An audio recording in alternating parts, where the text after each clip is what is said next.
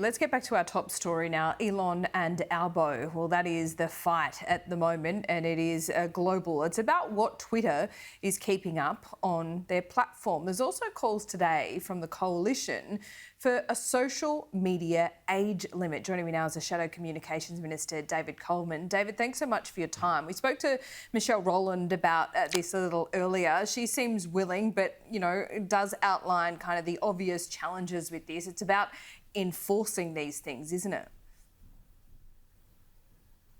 Well, we've got to get on with it, Laura. The UK is doing this. They passed a law to do it last year. Numerous US states like Texas, Arkansas and others. And we've got to get on with it. And the E-Safety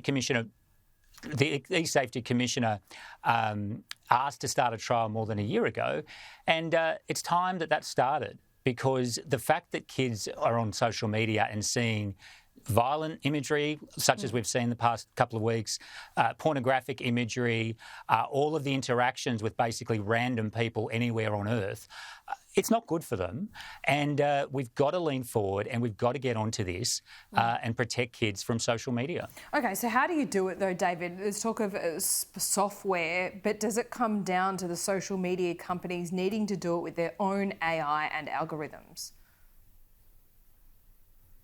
Well, under the UK model, they're looking at what they call age estimation. So, for instance, Laura, I'm 50, so I'm clearly well over, say, 16, which would be the age potentially for accessing social media. So I would get a tick if I tried to access a site like that. But how would they know? And the technology is advanced.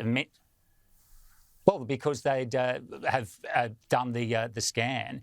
And as the E-Safety Commissioner has said, the technology has advanced immensely. She recommended this over a year ago, and then in February she said, since then, it's advanced even further.